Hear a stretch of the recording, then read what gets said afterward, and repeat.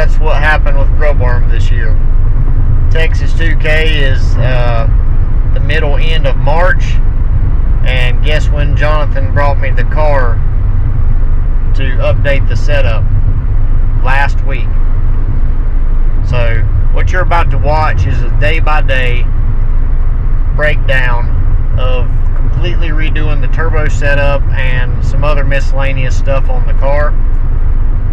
We wouldn't have had to do this, but as all of you realize, whenever you change manufacturer of cylinder head, even if it's the same style cylinder head, the deck thickness may vary, the width may vary, and of course with the new heads that they're going to optimize on the LT1, yes, it is staying LT1, it pushed everything off to the side and nothing would fit anymore. So in a race for him to make the race in Texas, I pulled some almost all-nighters there a couple nights, put about close to 60 hours into the car over the course of really about 4 or 5 days. Worked through the weekend, worked at night, still trying to keep things going around in the shop, but got it done. So enjoy watching all of the details that went into this.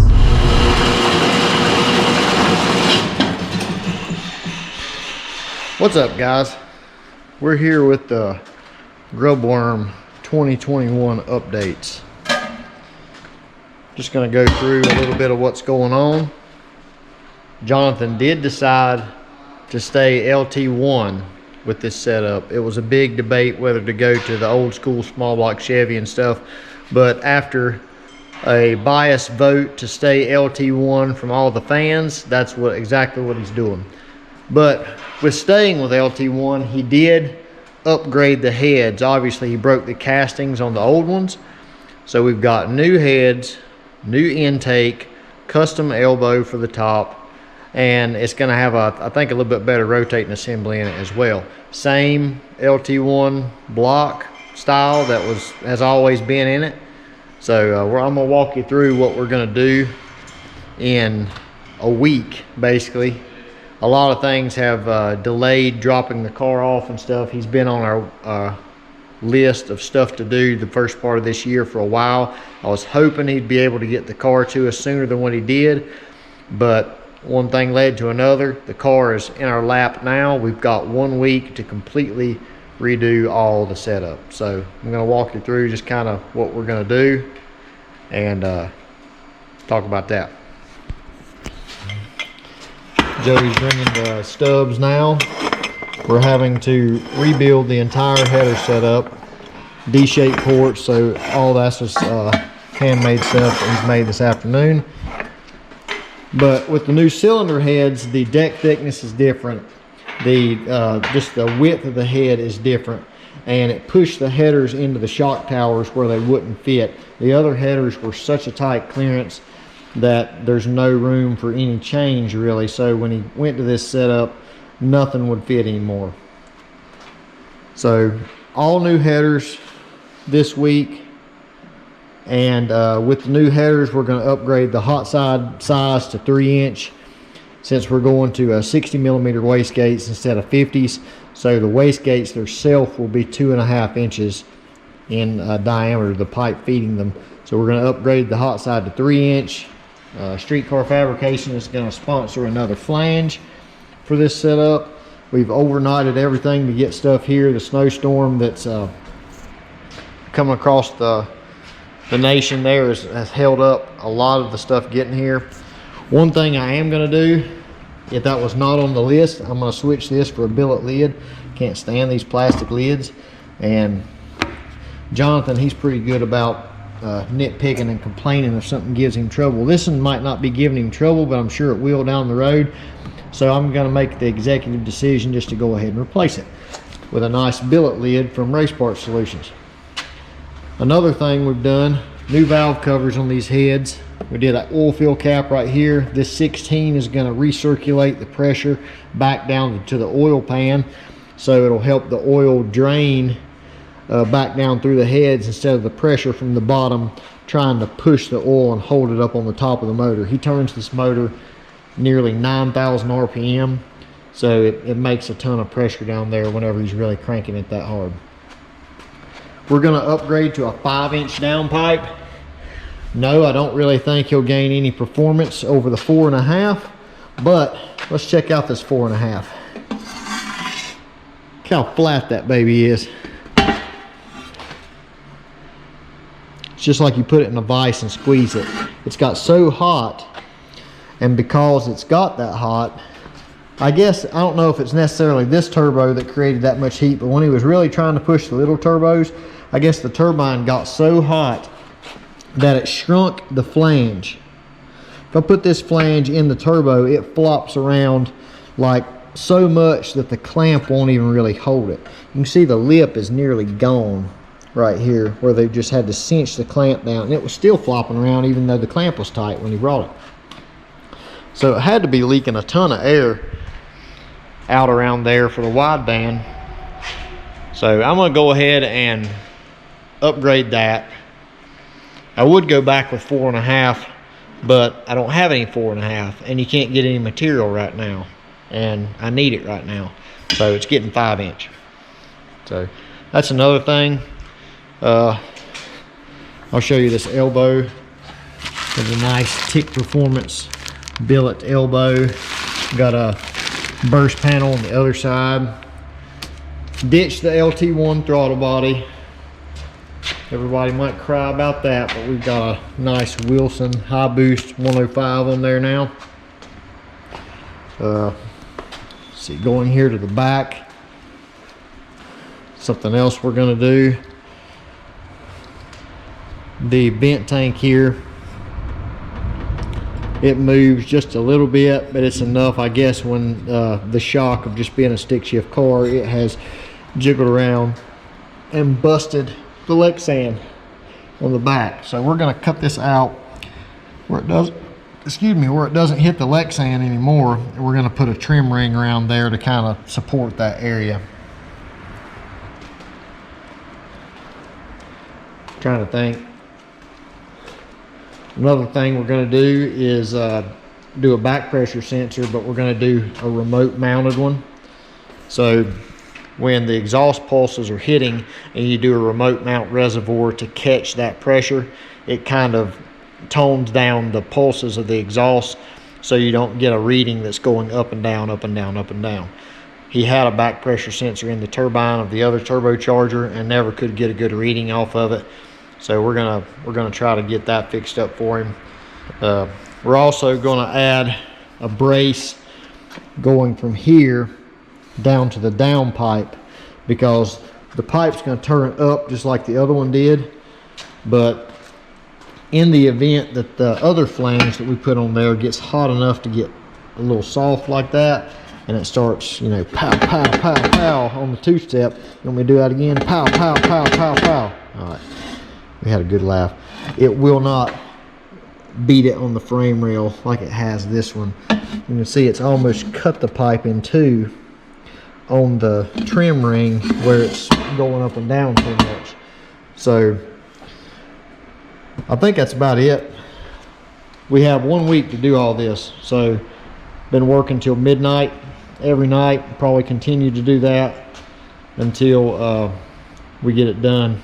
Been trying to still work on customers' cars and stuff. We've got this turbo kit about done on the Audi here, and just after hours putting priority to Grubbworm, trying to get him to Texas in less than a month, because the motor is not even assembled yet, and they have to have these heads to assemble the motor, and they still have to be machined for top fuel hoops and different things after it leaves here.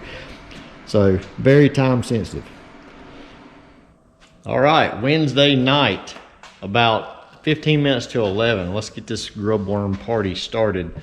The first thing we're going to do, I've got the downpipe pretty much mocked up right here. I'll give you a little close-up of it. We upgraded, I said previously in the beginning of the video, we're upgrading to 5-inch. So we still had to put a little swoop in it to get over the frame rail and give some clearance under there. There's not a lot of clearance, but we're going to brace the downpipe up with a adjustable rod end, kind of like they do on Zoomies, to hold it up to where if this, in the event that this does get loose, it will not pop out on the frame rail. So got it mocked up. We used a 90 here, a part of a 90 here, and a full 90 here. It's not quite a full 90, it's more like a 45, maybe a little bit more than a 45. But because this is going downward, when it comes out of the car, to keep it looking like it's running downhill, we actually rotated it back slightly. So that gives that visual that it's taking some of the height out of it. Or rather, it's looking like it's going straight out instead of coming from an upward point there. So I didn't want to stick it out too far, but it's about what it was with the original one there. So 4.5 to 5. I don't really think you'll see much power increase doing that. That's why I generally do 4.5 on downpipes, because the radius is just so much better with 4.5 than 5-inch, and it's just easier to deal with usually with really packed engine bays. So that's my normal go-to. But since we're redoing this and I don't have any other material, and I just happen to have this 5-inch stuff on hand, that's what it's getting, because bigger's better, right? I'm gonna set the camera up. I'm gonna get this thing all welded together, put an O2 bung in it, and this task will be done on the car. We've got a new trim ring that will replace the original Grubbworm. You can see it says Grubbworm in there. So it'll be the exact footprint of this trim ring. We just moved the text closer to the outside and opened up the middle of the trim ring slightly larger. I don't know where my paper template is, or I'd show you. Let me see if I can find it here.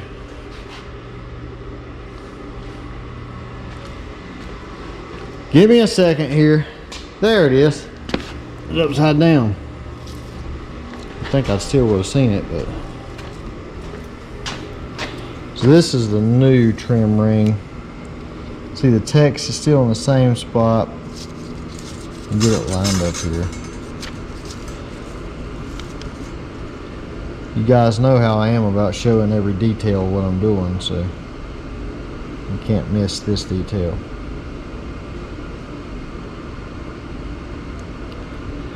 Anyway, it's pretty close, but you see we opened it up maybe 1/8 of an inch all the way around, so overall a 1/4 inch across the entire diameter.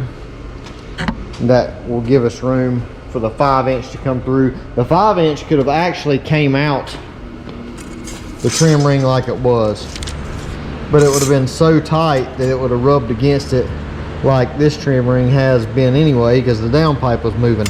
But we don't want to rub against it, because that'll just ugly up the pipe, and I want things to stay looking good. So let's get the welding this thing together.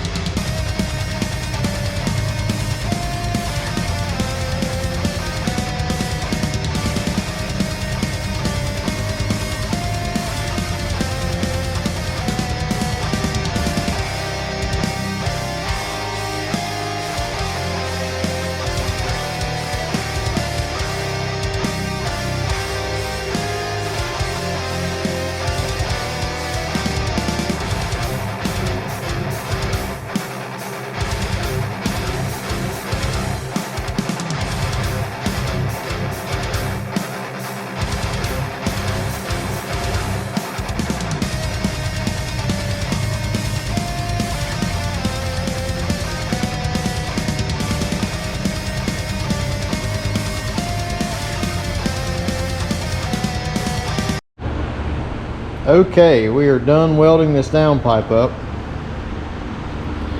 Turned out really sweet. Welded really nice. You notice I don't really scuff the aluminum. This aluminum piping that we get from Race Parts Solutions, I usually just take a rag and some acetone and just wipe the weld joint down after I tack it together to make sure there's not any like grease or residue laying on top of the aluminum. But I don't sand it and I don't Scotch-Brite it. I used to Scotch-Brite it, but I don't anymore because that ends up just putting dirt in the aluminum. Even when you use a new Scotch-Brite, it'll get the fibers or whatever in there and just mess it up. So you can see it welds really nice, not wiping it off at all. Besides just one wipe with the acetone. I mean, no grinding or anything. The flange, the same way. I don't even wipe these flanges down. I do wipe the joint right there, but I don't wipe the actual flange. It's straight here from right out of the CNC machine.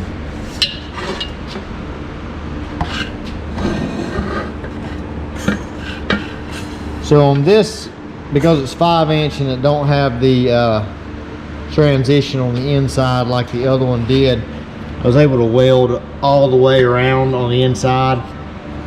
No, the weld's not going to look quite as pretty as the outside perimeter of the pipe, just because you can't really get in there good with the filler rod. The main thing is it's welded. That's extra metal in there, so the integrity of the flange stays better hopefully than it did last time, which I don't think he's going to be making as much heat with the bigger turbo as he was trying to push the smaller turbos. So what we're going to do now, we're going to put this back on so it'll be on the car for other mock-up purposes. We're going to go to the back, and I think I'm going to go ahead and address this this cracked Lexan stuff in the hatch. Maybe drill a tiny pinhole at the end of the cracks. I'm not sure yet. I don't want to put a bunch of Swiss cheese holes all in the Lexan, but we also don't want to keep cracking. I think that putting that the trim ring on there is gonna help it a lot. Might actually, if I got another one just like it, I'll put one on bottom and top and kind of sandwich it, and that'll keep it from shaking around and keep pressure off of it with the bolts themselves. So that's what we're going to do.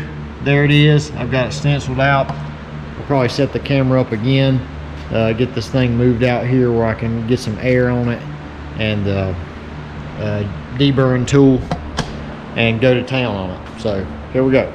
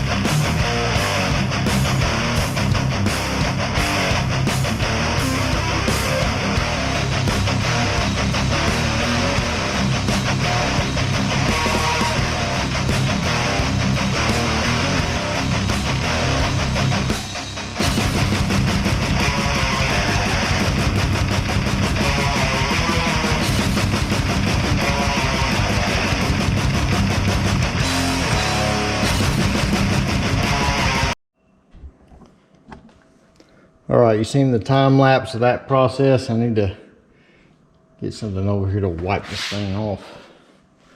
It's got shavings of Lexan everywhere. Nice coat of oil on this stuff too from a lot of passes down the track.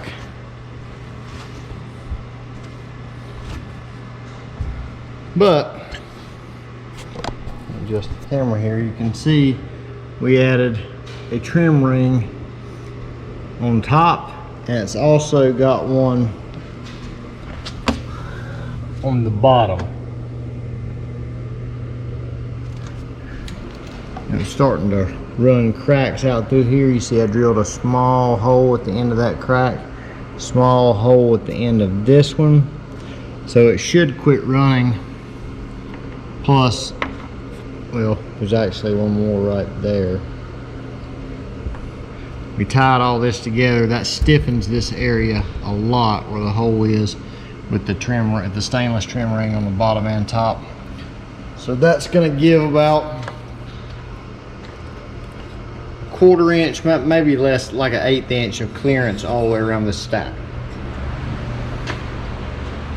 So one more job checked off the list, and luckily I had those on the shelf. Had them on the shelf for a long time. We never have used them on anything, so they were put to good use. What is next? I have to go over the list, but I ain't sure what else I'll get into tonight. It's getting pretty late. What time is it? 12:34. It's not that late. We'll see what. So next on our list of tasks for the Grubbworm, we're going to do a remote manifold for the back pressure sensor. Before, we had it in the turbocharger, which he had it, I think, in the first turbocharger, then the second, then the third, and you know, so on. And the readings were just up and down like crazy, because we just had the copper tube or the stainless tube coiled around over straight to the sensor. So after looking into it more, I think we're going to build a little manifold to receive that pressure reading and kind of equal out the exhaust pulses from the engine. So what we have here, piece of chromoly. This is like 1 inch or something, maybe a couple inches long. We have a piece of 1/8 inch. This is just a piece of stainless steel, just because I had it laying over there. It'll do fine. That's going to be the bottom. Then we're going to tear this stainless steel wool off in pieces and pack it down inside of that tube. Then we're going to weld this top piece on, which is like 3/16 thick. I still have to clean these pieces up. Whenever I tack them on, I'll sand them all the way around, get them slick, looking just like the tube, and then I'll weld them all the way around. That's kind of the process I go on with that. But this is thick enough to drill and tap for the sensor. So the sensor will go on the top, straight in the top, and then where my thumb is, we will weld one of these vibrant EGT bungs, which are 1/8 pipe, the way they're already tapped. So this is what will come from the car and the turbocharger, or the hot side rather, and it will feed the side of this manifold, so the exhaust pulses will be pushing against the inner wall of this tube, and then have to filter through all of this stuff to get up to the sensor. But we didn't want to make this too big, because then the volume of this really plays a role in your reading and stuff, because if it's too big, then it's going to take too long to become the pressure that's really in the exhaust, depending on how big the feed line is going to it, which is probably going to be like 3/16 or maybe 1/4 inch at the most. So that's what we're going to do right now. I'm going to set the camera up, let you watch the time lapse of that. It won't take long to throw this thing together, and then we're going to call it a night, because we are going on 2 a.m. right now, which I got wrapped up doing some other stuff before I come back to this. But I'm gonna get this done before I leave, and then we're gonna continue tomorrow. So here we go.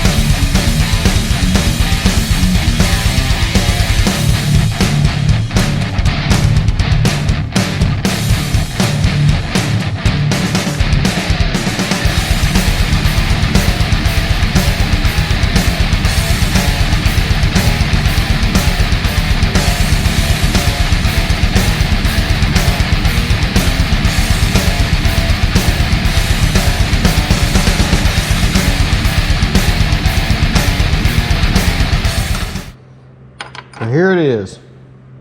Got it wrapped up. I've got a number 3 fitting just screwed in there just to make sure the threads are deep enough on the tap. Sometimes I tap too shallow and it don't get enough the way it's tapered, but little tiny piece, gets really hot when you weld it. I'm gonna throw some black paint on this thing probably, but sensor goes in the top where that fitting is, and then the line coming off the hot side will go into the bottom. Got the steel wool on the inside packed in there to act as a barrier for the pulses, and I put a little tab on here because it's gonna go right there on the back side of the oil pump, and then the line can go right to it from the exhaust. And also the tab can bolt right to there on the back side of that nut. But he already has the Holley pigtail there for the back pressure sensor that he just has unhooked, tied up on the frame. So I'm going to put it in a location where he don't have to do any kind of wiring. So we will see if this improves his back pressure reading where it's actually usable. That's all for tonight. Let's start building some headers tomorrow. What's up, guys? It's third shift again here at Rock Solid, and we're going to do a couple more things to Grubbworm tonight. We're going to dive into the cold side, I believe. I'm going to show you a couple things that we have completed and started on the car since last night. So I'll just take you to the back.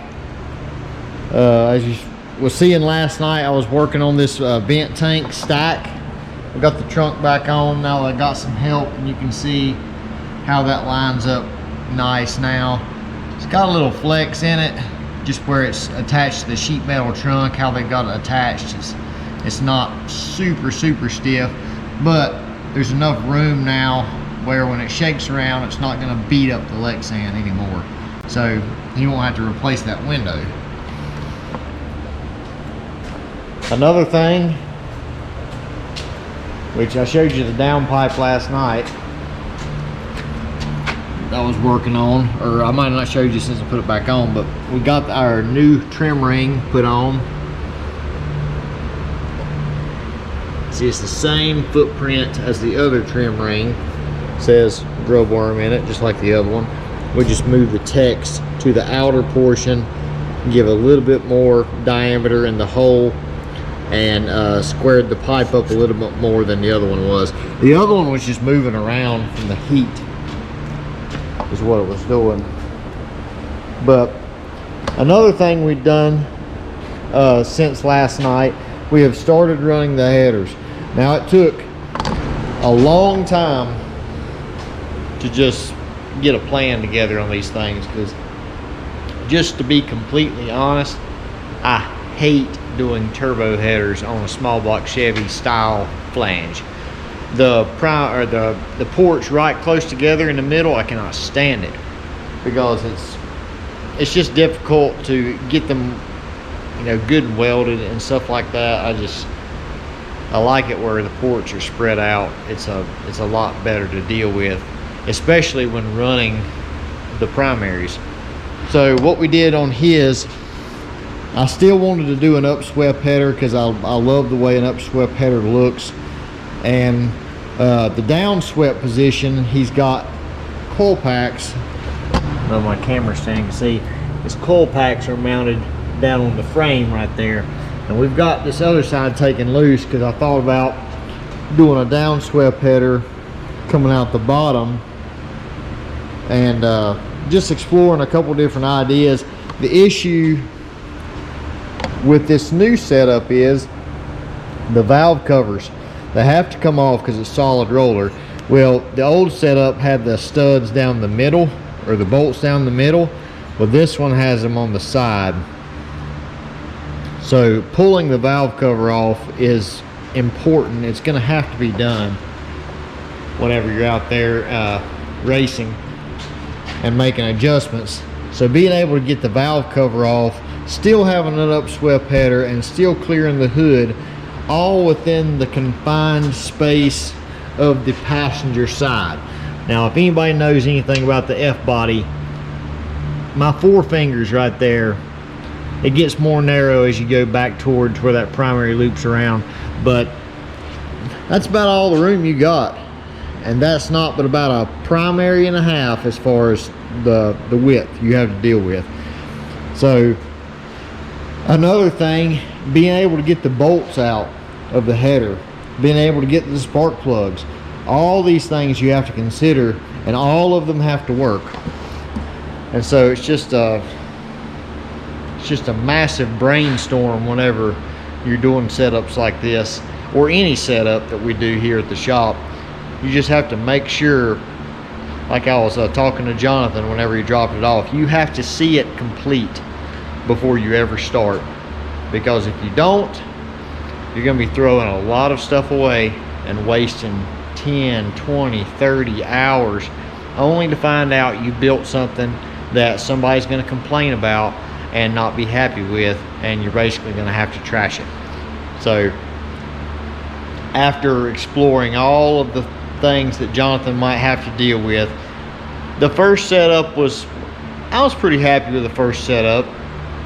But after Jonathan raced it a couple years, you know, we added some double slips in the hot side. We changed a couple things to try to make it a little bit easier to work on and stuff. So we've learned a lot from the first setup.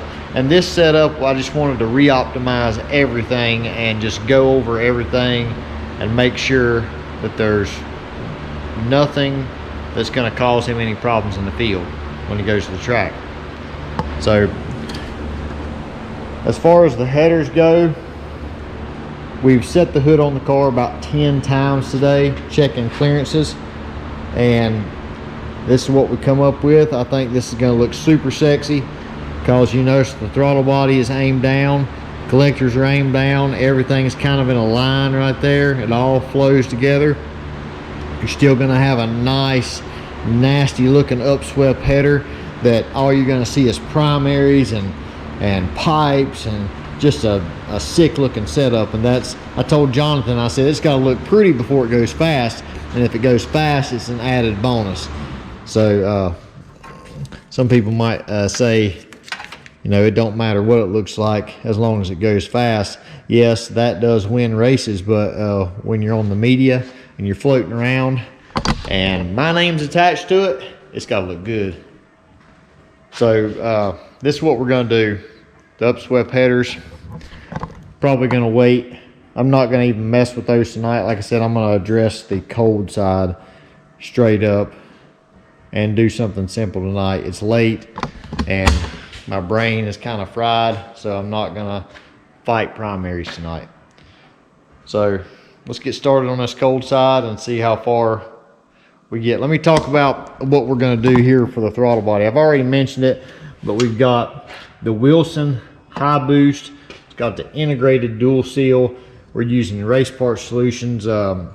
Wilson, they actually have a Wilson kit that comes with the clamp, the pin, 2 O-rings, the just the outer, I guess the outer O-ring, aluminum band. Yeah, the band, sorry. I couldn't get my mind straight on what I was going to say. It comes with the band, the clamp, the receiving flange, everything to mate straight to that throttle body. And then we're also going to use their billet 4-inch outlet coming off the turbo. It was 3.5 on this setup before. We're going to go ahead and try to cram 4-inch on there if we can. I've got some 4-inch material here I had on the shelf, so I think I've got some in the back, some straight too, so we're going to try to go with 4-inch. We've got some injector bungs here, some 6 ORV, because he's got 2 atomizer injectors that go in the cold side. So got a good amount of work to do, and because this is pretty much going to go straight up, kind of curl around and go up, well, we can go ahead and do that now and just use our time wisely tonight while it's good and quiet in here. So let's get started.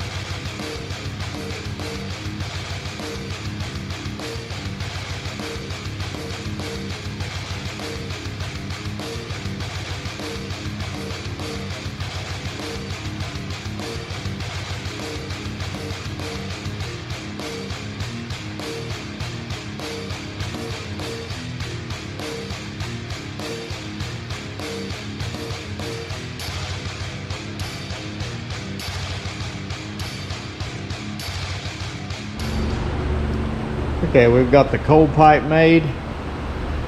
Pretty much a straight shot into the throttle body. We did, instead of going completely straight, we went to a 4-inch. It used to be 3.5. You can see we notched originally for the 3.5 to come straight out of the turbo and go straight to the throttle body on the original intake, and it used to be down here. So a lot different height with this intake. It's a lot higher than the original LT4 that I think was on it, the red one. So we come out straight and then put a bend, and then up to the throttle body we go. So now we're going to do some blow-off valves. We've got the 50mm Turbo Smart race port. I like to use these. They're small, compact, really light. All Turbo Smart stuff's just super light. We've also got the 60mm gates in here that we're going to use to match. But I think I still got my stand. You can see it right here. Camera stand flopping around in my way. Give me a second. Let me fold this thing up. Hitting it on everything. Alright, there we go. So on the blow-off valve, or both of them, I think we're going to do both on the same side right there. And just stack them like we did, because up in this area we're going to have a couple injectors coming off these lines right here, and that's like my hairdo, my boggin head. That's one thing you don't want to do, is put a blow-off valve near some type of fuel that's sprayed in the cold pipe. Years ago I had a simple methanol injection system, and so I guess in theory it would be the same thing as what we're doing here, only on a lot smaller scale. I think I had two 15-pound injectors or something, so really small injectors compared to the atomizers that's going to be in this thing. But I had them right before, or no, how did it happen? I had the blow-off valve after, yes, I had the blow-off valve after the injectors, and I had two of them in the cold pipe. So first trip to the dyno, we're making a pull, and whenever we lift, what sprays out of the blow-off valve? A ton of fuel all over the hot side, everything. That's a fire waiting to happen. So make sure, if you're going to do injectors in the cold pipe, to do your blow-off valve before the injectors. That way it gives the engine just a little bit of time to scavenge that fuel up through the cold pipe whenever you lift. Even though you're shutting the throttle blade, you're still going to scavenge a little bit, versus all that fuel just damming up against the throttle blade and blowing out the blow-off valve all over the engine bay. So we're going to put these down low, that way this doesn't happen to him. And then we'll put our injector bungs in, and then we'll be done for the night and go home, go to bed. So this camera is struggling on battery too. I'll try to set up a time lapse, but I don't know if the battery, how long it'll last, so we'll see.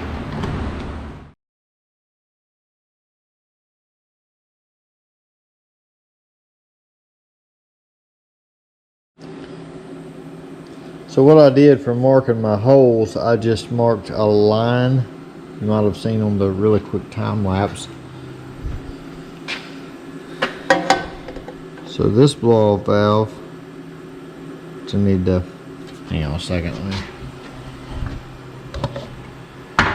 rotate my pipe for it. Try to fall off.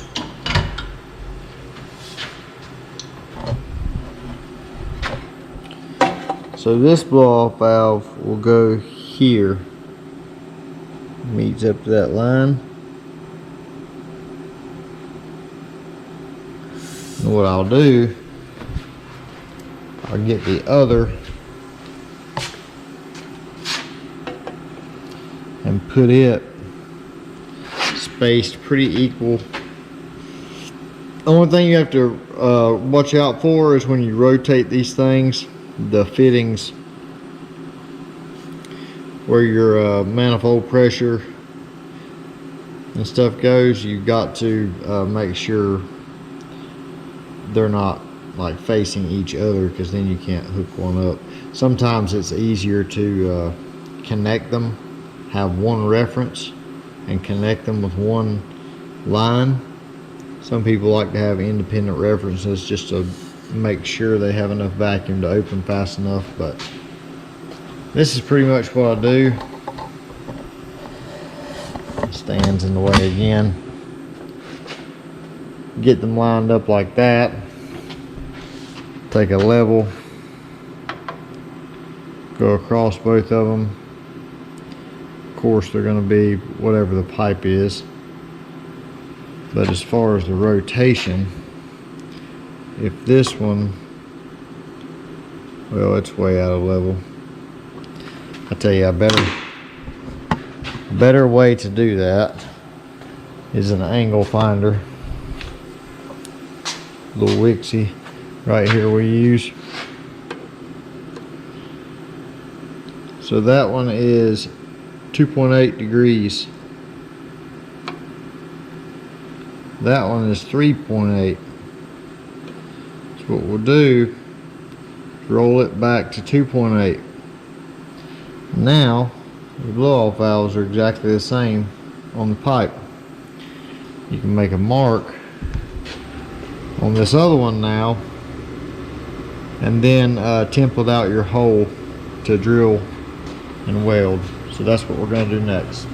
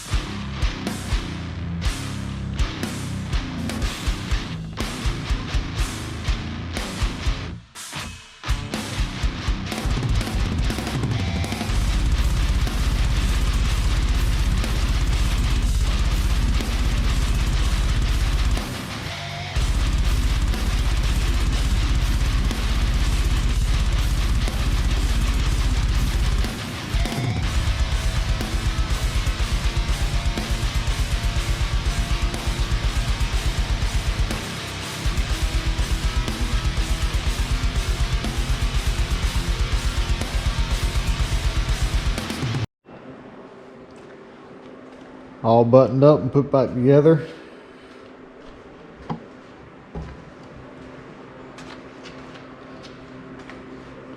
So our blow-off valves are nice and lined up.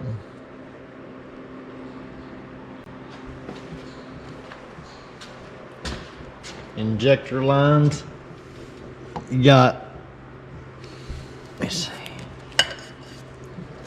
This line will go to that one, and the shorter line will go to that one once the injectors are in.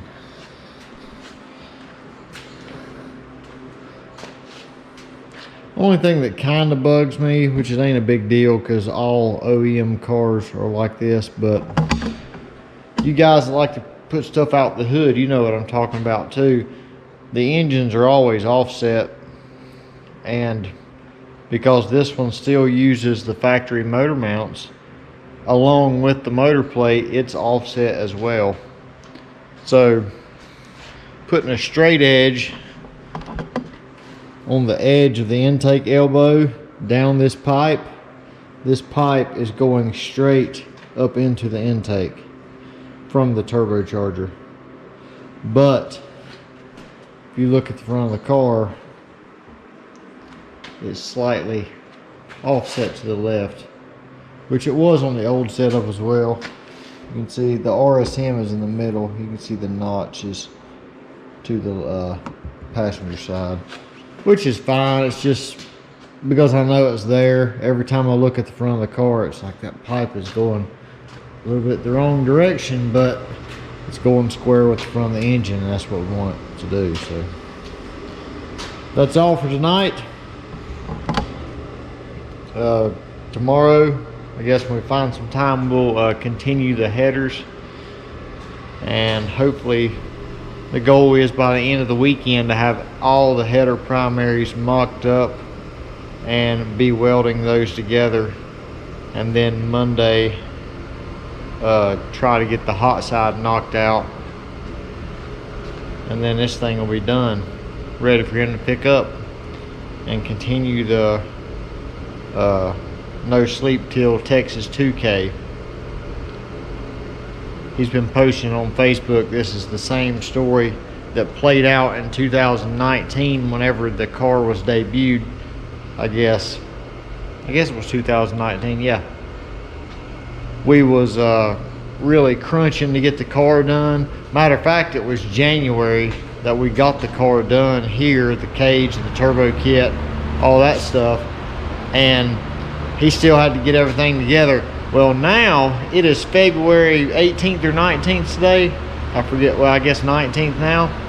And Texas 2K is the 17th of next month, and he don't even have the engine assembled yet. So a lot more crunch time this year than it ever has been, especially having to redo all this at the last minute. Didn't really realize we was going to even have to. The headers, all that stuff were supposed to fit the same style cylinder head, but one brand to the next, one deck thickness to the next. It don't matter if the degree is the same, it'll change everything. So just keep that in the back of your mind if you guys are swapping heads around and stuff. So that's all for tonight. I've said that already, but I'm tired. I'm going home to sleep a few hours, and I'll be back in here tomorrow kicking it. See ya.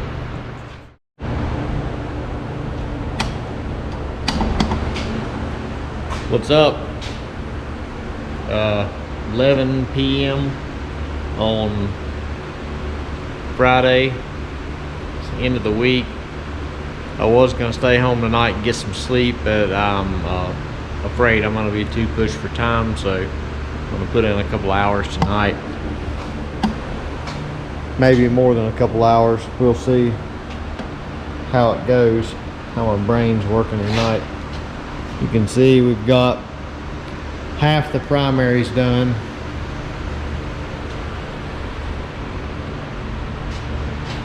On this header design, we have came out of the ports and swept it back. The other design, they all came out and went forward. But because we have bigger primaries now, there's a whole lot less room. Plus, doing this will allow us to have longer primaries. And get the camera bent over here. The bolt access and all of that is going to be super clean on these headers. The other ones, it was a little bit of a struggle to get stuff in. You'll still be able to get the valve covers off really well with this header design, because those are the inside primaries, so it won't be getting any closer than what it is. Pretty close on the hood. The think it's about a finger's width from the hood, but since this car doesn't see any street time or anything, it's just making one pass, it's not going to be an issue.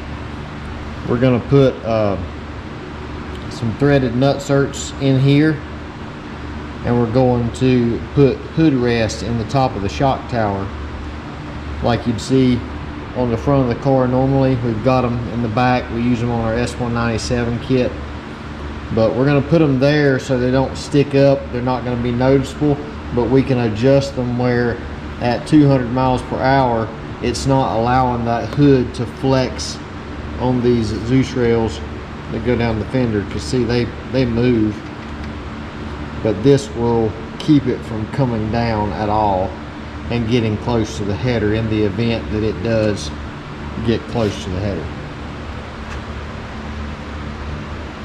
But that's about it. That's the update. I want to see how far I get tonight, and hopefully things will go really smooth and I can get the rest of the primaries done before I go home tonight, and then tomorrow I can pull them all off, weld them all up, get them back on, tack them in the flange, and by Monday or maybe even Sunday evening we can be starting on the hot side. So that's the ultimate goal. After the hot side's done, trying to remember, I'm looking over there on my list. I think the only thing left, yeah, I only have 2 more things left to do. We've got to patch these little holes in the firewall right there where the water lines used to go through, and we've got to make a support hanger for the downpipe in the event that it gets loose from the heat. We'll go over here to our cart. We have these little pieces. We're gonna put them on some 3/8 rod. That way they'll be adjustable for the tension. We got our streetcar fabrication flange in the other day. He sponsored that for Grubbworm. He sponsored the first one that went on the car that's on there now, and he sent us this one. So we're going to be putting it to good use. So let's build some headers. Alright, we're back again. This is Saturday night. This time not so late. It's tough working really late, because the more tired you get, the slower things go. You just can't think with a clear head whenever you're tired. So I tried to come a little bit earlier today and got the headers mocked up completely.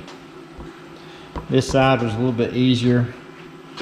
Remember me saying previously in the video, it's kind of tough on that side because you're kind of, I'm right-handed, so it's kind of backwards reaching in there and getting everything lined up. But this side also don't have none of that crap in the way like the driver's side. But I'm really happy with the way the headers turned out this time. Not to say the first setup wasn't good, but when you have the opportunity to do something over again and you know what you did before, and now you have a chance to kind of fix everything you might have not liked after you give it some thought or after the car got out there. And for the first setup, that's because it had a small little LT1 intake on it, didn't have the big tall elbow and stuff.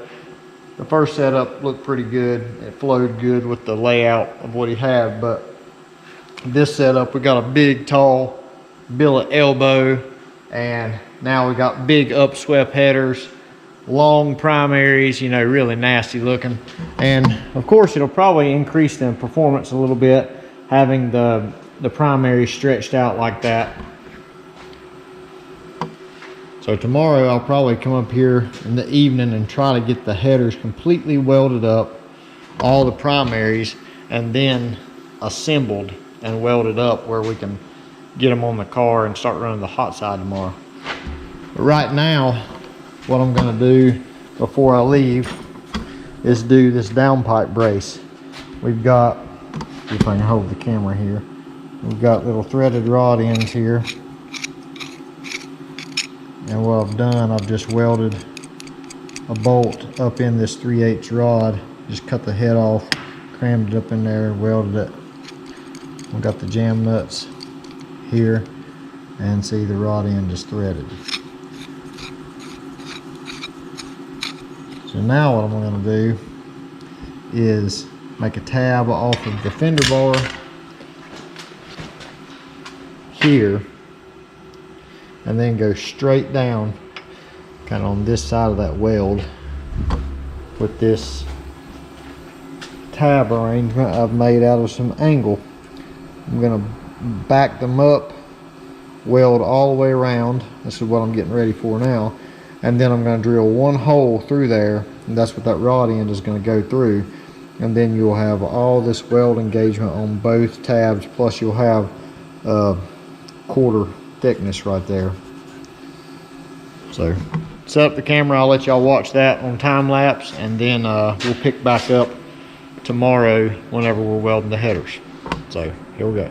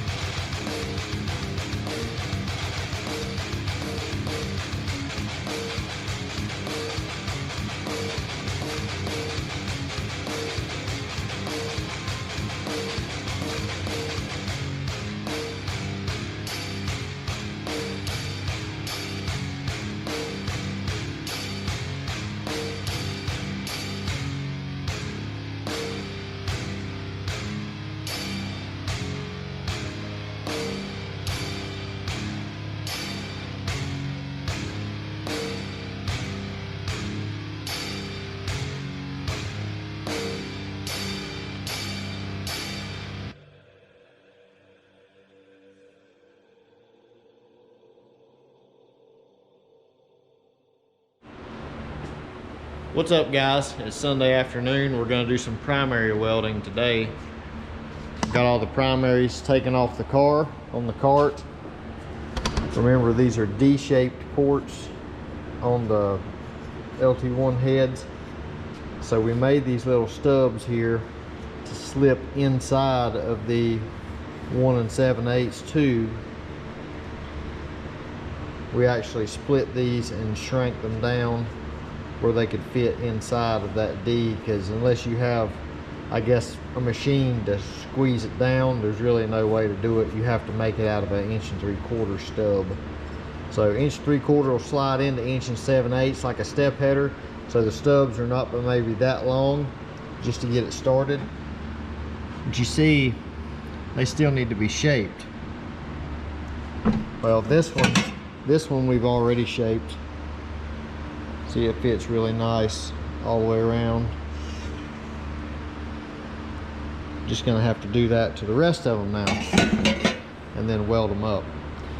So that's what we're gonna do. I'm gonna set the camera up and let y'all watch some of that process. I'll probably do a couple breaks in the time lapse because it's probably going to be hours and hours of welding all these things together. So we'll do little excerpts of maybe forming the tube around the stubs, and then we'll do some of welding the primaries, and then we'll do some doing the flange and all that stuff as well, and the collector if we get that far. So here we go.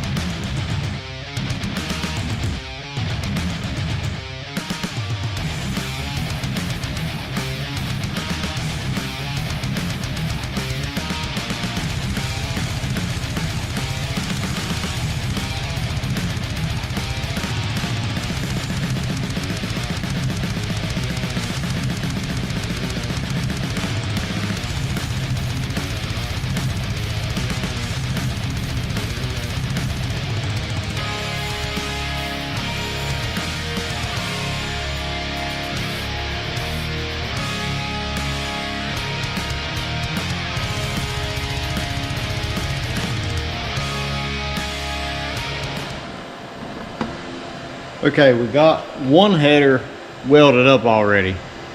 I didn't video that. I just wanted to get one done. Then I'll show you this other one. So we've got a 2" by 4" solid aluminum block. And I've got it C-clamped in multiple spots across there. This acts as a heat soak to draw the heat out of the flange to keep it from warping. And of course, this is a flat surface. But what I usually do is get it clamped down here once I pull it off the car, after I've tacked all the primaries to the flange, and I'll go around each primary and put multiple tacks all the way around the circumference of it to make sure it's not trying to tweak the positioning of the header as the stainless tries to pull when it welds. So then after I do that, I weld the complete circumference of each primary. And sometimes prior to doing that, if I need to hammer it out, like you see these have a little bit of gap right there, I'll go in the other side and hammer that out where it's a smooth transition on the inside. And if it's not any bigger than that, sometimes I don't even worry about, like that right there, I wouldn't even have to worry about. This I'll probably go in and hit it out a little bit, but mainly that's just so there's not any big gaps, because it makes it stronger if you can get it against the edge of the metal. So after I weld all the way around there, then I will move to cutting the collector. You can see I have marked black line where the edge of the collector is. It's getting pretty close right there. I'm probably going to slide the collector a little bit further on. That's why I'm not really worried about it. But I'll take that in a bandsaw and cut that flat. And then you have a collector star that welds in between here. And I'll show you all that process too whenever I get there. But right now, we're going to weld these primaries up. And yeah, that's what we're going to do. All right. I lost my train of thought there, so here we go.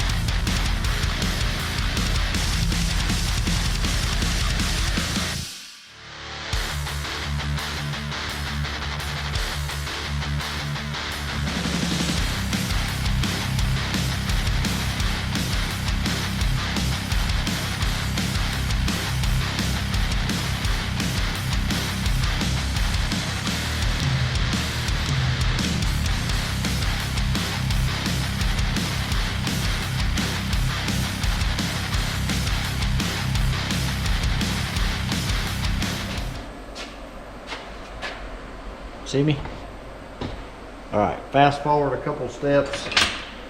We've got the primary, the star inside welded in, and right now we've got the collector tacked on in place. We've mocked it up back on the car and got this at the correct angle like we like it, tacked it on.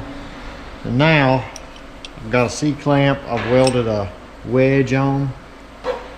I'm gonna just put this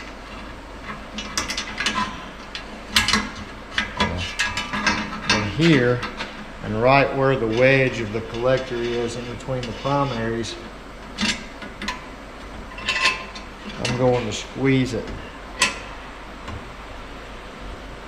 because there's always maybe a little gap right there where when they made the collector it sprung back a little bit or something. So I'm going to squeeze that in. That also tightens it around the primaries here. So now if I can find a welding on it,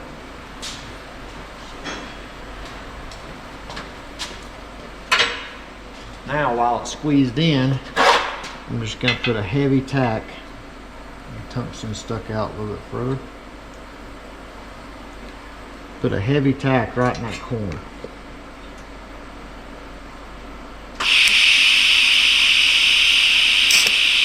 Well, stick the filler rod to the tungsten.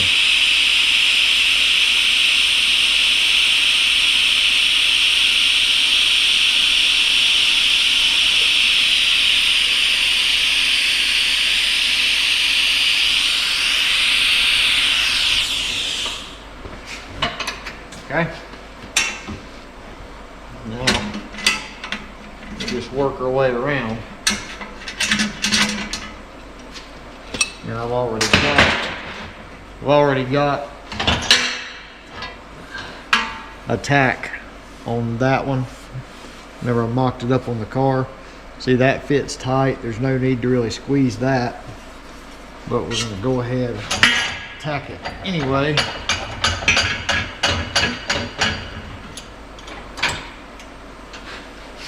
To make sure it doesn't move.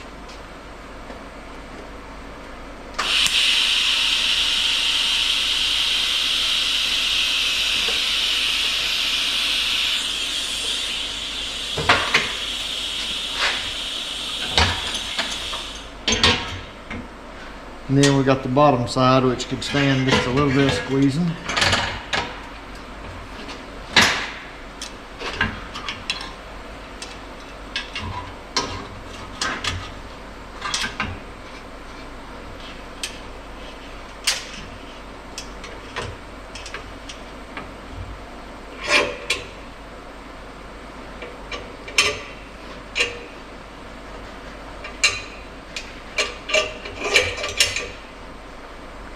Might not squeeze it a lot, but when you're welding stainless, no gap versus a good size gap is a lot of aggravation in welding it.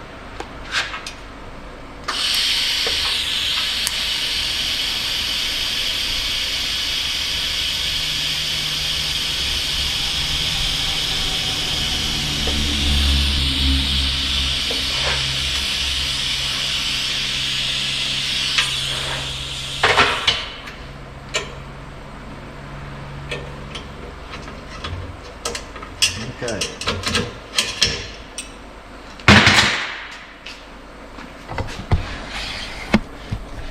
I just wanted to show you that in detail before we started doing time lapse welding this thing around.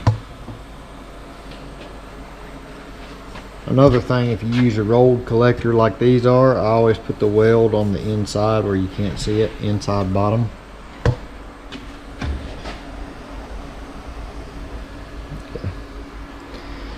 Alright, let's weld these things up.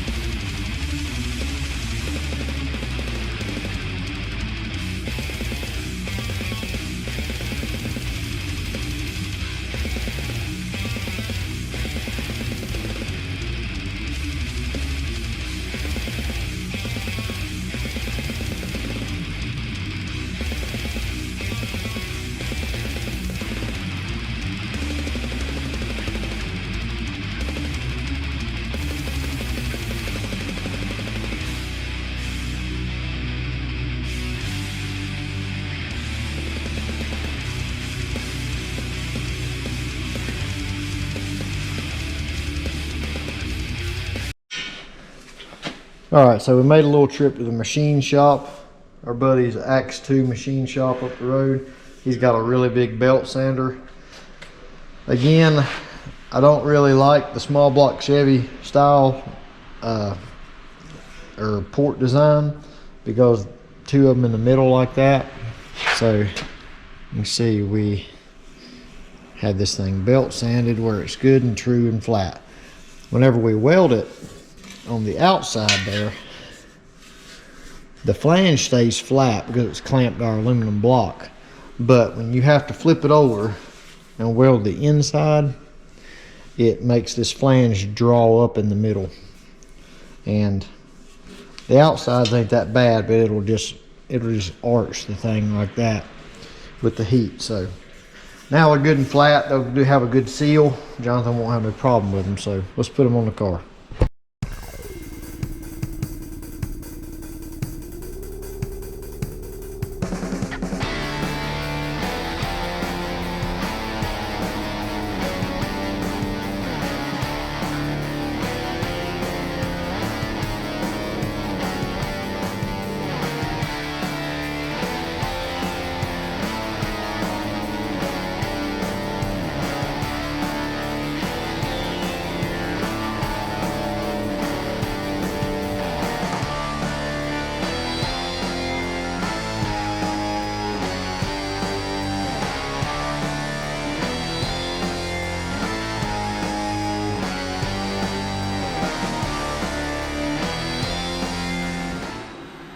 Okay, we're rock and rolling with the hot side. We're going to do it a little bit different than the previous setup. This was the previous one. See, it's kind of snaky. The headers obviously came out at a different location. The wastegates and everything have already got plumbing going to them. So what we're going to try to do is place the wastegates where we'll still use all this plumbing that's already here. So bringing this out a little bit further, I'm going to attempt to do a straight shot into this back port, and then this one do a straight shot into the front one. Obviously it won't be straight, we'll have some bends, but we've got the Turbo Smart 60mm wastegates here going on it. I think that they sponsored him these, if I remember reading correctly. These are really nice wastegates for their physical size. They're probably lighter than any other one on the market. So another thing we're going to do is these double slips. Make sure you get these going in the right direction. I've made myself a mark to where I don't have to think about if I've got it turned right or not. But you want the exhaust flowing that way, not into the crack. So we're going to put them on there. That'll help take some stress off the hot side. But another little tip, yeah, that's what I was going to tell y'all. Another little tip to do whenever you are trying to line things up, you're cutting all these little scrap pieces and everything, just tape them. Like if you don't know if something's what am I trying to say here? Say if you've got these two bends right here,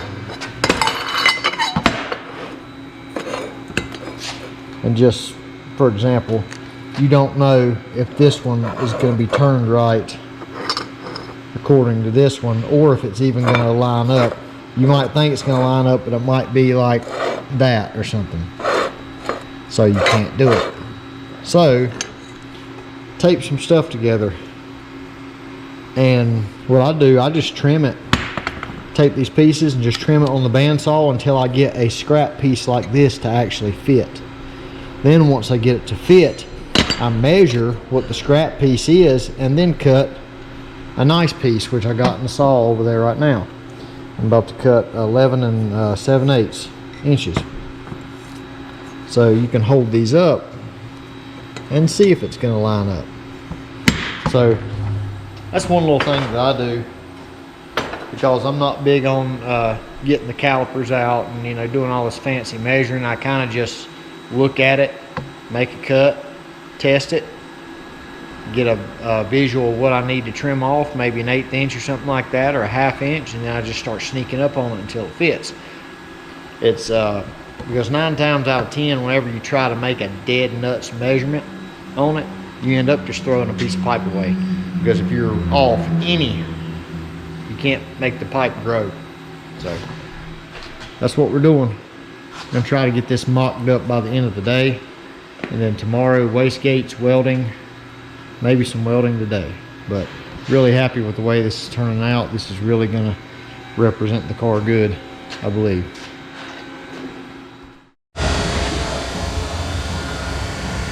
So there's what the hot side looks like. I forgot to show y'all what it looked like mocked up. I'm welding up everything together now, and we're gonna put it back on the car, get it welded around the flange, and then do the wastegate. So I'll do some time lapse of me welding this thing up. I'm back purging it using the TIG Aesthetics back purge plugs. Leave one of them open on the end and feed in the other one. Got a remote bottle up there for that, so let's weld this thing up.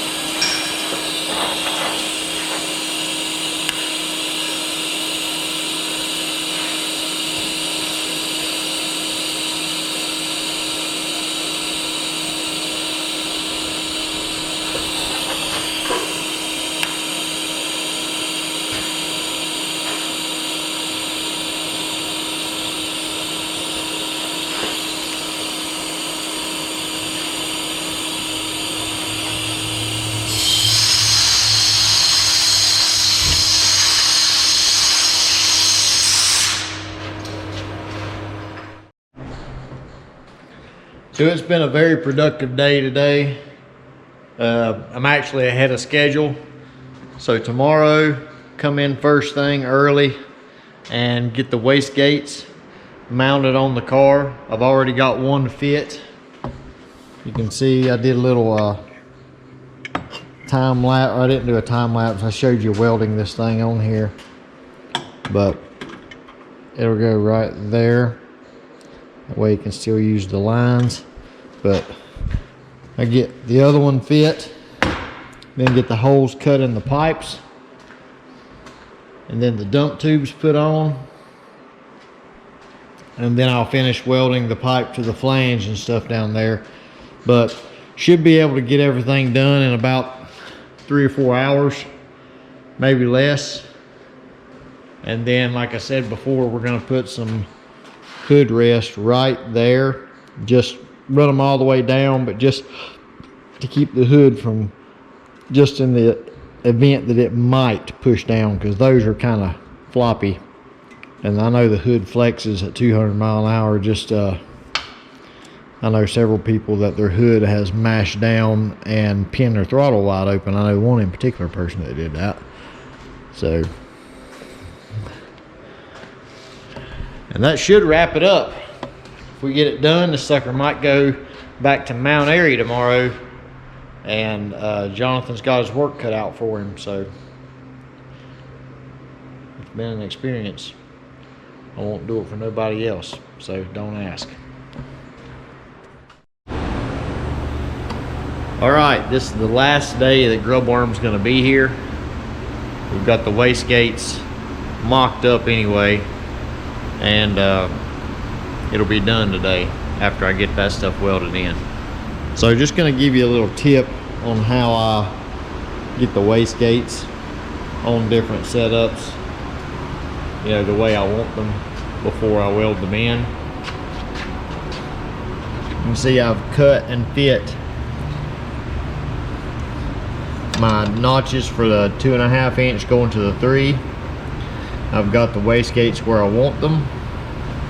Again, this so he can still use his lines right there. But the hole is not cut yet in this pipe.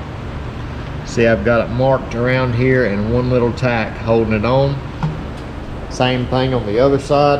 I've actually got 2 tacks on that one. But I get them in position and then I come back and look at it and make sure it's what I want. I also put an angle finder here and an angle finder there and make those the same. I think it's like 106.5 degrees or something. So that's what I want. So now I just come over here and grab it and pull it off. You can see we got a nice mark there. Lay that there. Do the same thing on the other side. Just go ahead and break it off. See, that one I marked twice because I had to move it. It was a little bit too low. I'm gonna set this one over here where I know which side is which, because I'm not gonna take them off the wastegates right now. So now we're gonna take our pipes off and take them back here and plasma cut the holes out. I usually turn the plasma cutter way down where it doesn't blow a bunch of trash in the pipe I have to clean out. So I'll let you watch that.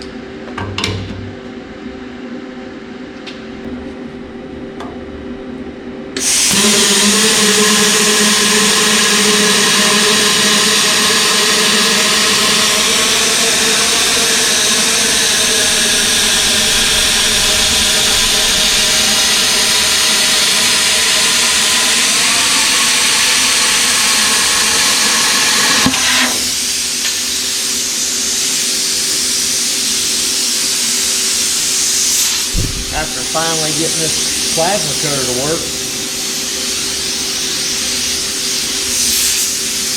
there's our hole.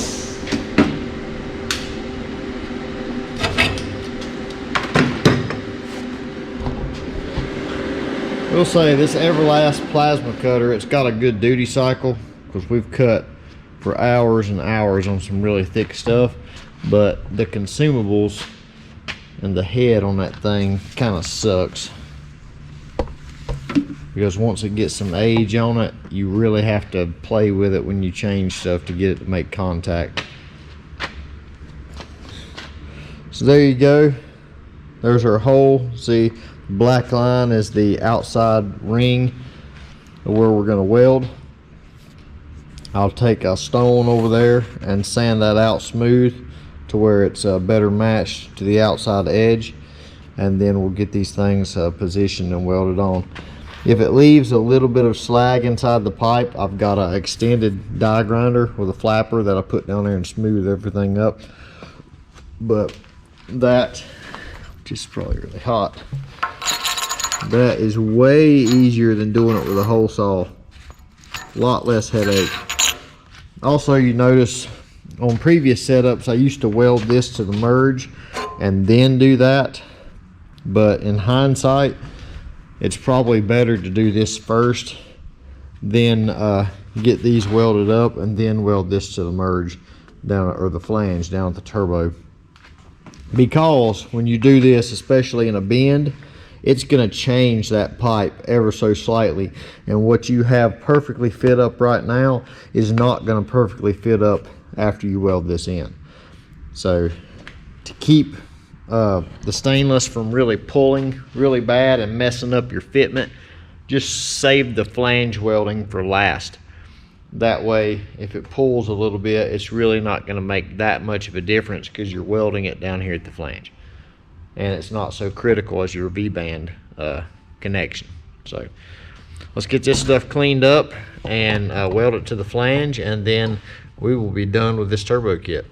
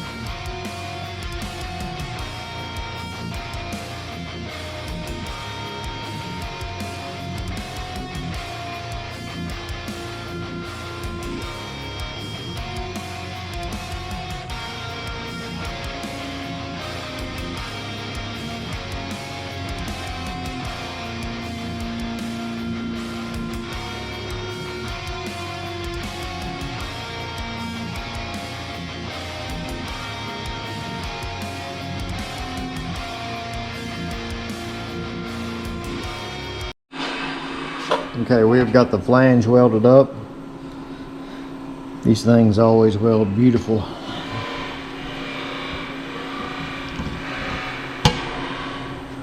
I've heard some people ask, how do you weld in between them?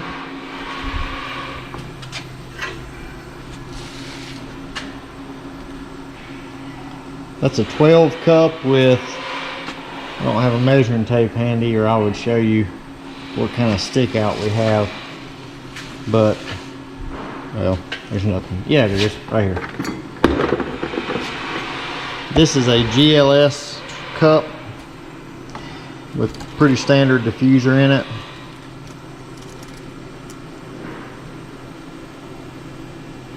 Two and a quarter inch stick out. And we actually have some really good coverage even up through the middle. It's not really black, you can't see it, but it's still got pretty good color. I know color means not enough coverage, but what I'm saying is the weld is still pretty up in there. So the only thing left we're going to do to this hot side is we're going to drill and tap the side of this merge, or wherever a thin spot we can get. We're going to put a back pressure bung in there for the reference over to the manifold that we made. So that's what we'll do next, and then probably the next video you see, the car will be completely wrapped up and done. So what's up, guys? We decided right after I welded that flange that Jonathan was going to be able to come down in like an hour. So an hour ago we had no wastegate dumps, no hood rest, and no flanges on the firewall to patch the holes. That's what we had left to do, and we got all of that done. And Jonathan isn't here yet. He's liable to walk in the door any minute though. Let's give you a walk around, the overview of the whole setup. There's a hood rest right there. Keeps the hood pushing down against the headers when it's going so fast. The wastegate dump tubes here, 2.5. Very similar to the original ones that was on the car, just a lot bigger.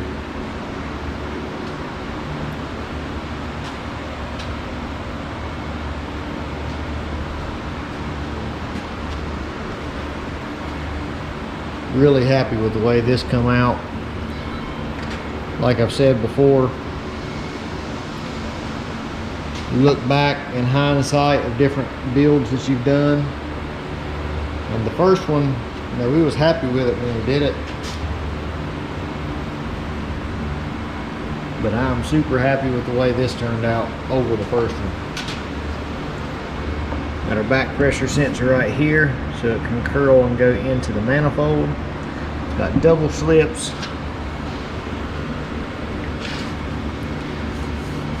So it'll allow for expansion. Plus, if it ever gets misaligned, he'll be able to align it good again.